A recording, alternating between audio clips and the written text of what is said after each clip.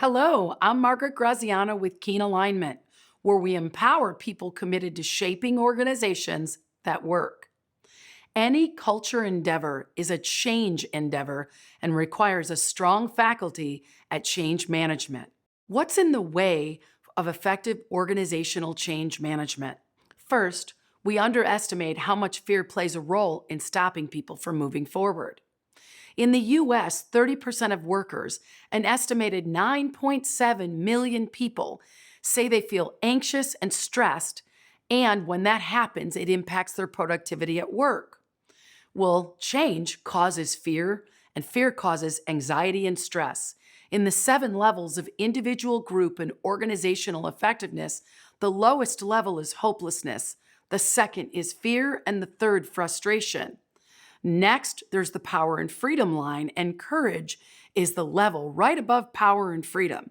Then comes engagement, innovation, and at the top, the highest level of organizational effectiveness is synchronicity. So why do people fear change? It's because they don't know what's coming next.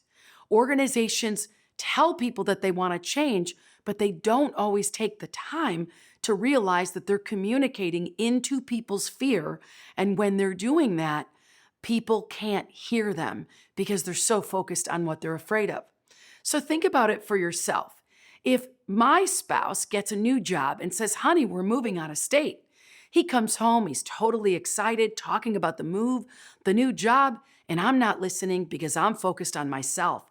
I'm focused on how am I going to make new friends? How am I going to have contacts in that city? And what am I going to do for work? He keeps talking and talking. He gets more excited. I get further and further removed from what he's saying because I'm focused on my own self-care. The exact same thing happens in the workplace. The boss or the CEO comes in, is super excited, or she's talking about all the changes and starts to create and get more and more excited and even more animated. And as the CEO is getting more animated, people are starting to wonder, how is this going to impact me? Their instinct or automatic fear takes them out of listening and being present. So they stop hearing what's being said. They can't hear because the noise in their head is so loud because they're considering all their considerations, their concerns, and even the times in the past when they went through similar changes and they didn't go too well. Typically, as soon as someone decides they're making a change and they commit to going forward, they begin to barrel through the process and forget about the people. And people shake their head and smile and say, yep, I got it. But deep inside, they're digging their heels in and resisting the change. It's not that they don't want to be cooperative. It's because their concerns haven't been addressed. And in the absence of addressing concerns, the concerns keep spinning in our head and taking up space. For any change management, especially around culture, to be effective, we have to begin by getting curious about how people are interpreting the change. What are their fears about the change? What has happened in the past that they might be carrying with them? What will these changes mean to them? And then we have to establish a way for the change to occur so that people don't feel threatened.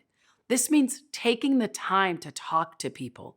It means building time on the front end to engage with people one-on-one and in focus groups. And anybody who's got concerns, we need to circle back and address those concerns one by one. An ounce of prevention is worth a pound of pain in change management. All of our good intentions will go for naught if we don't bring people with us. So when you're thinking about what's in the way of transforming corporate culture, it's that we move too fast. We get excited and even fascinated about the change, and we forget to check in with the people and make sure that they're okay. Without people accepting change, our cultural transformation will not happen. So take advantage of the free organizational change management checklist we sent you in the email. Once you go through it for yourself, share it with your leaders and those who are partnering with you in making these changes. Thank you for joining me today. I'll leave you with a quote by CEO of Airbnb, Brian Chesky. Company's culture is the foundation for future innovation. The CEO's job is to build that foundation.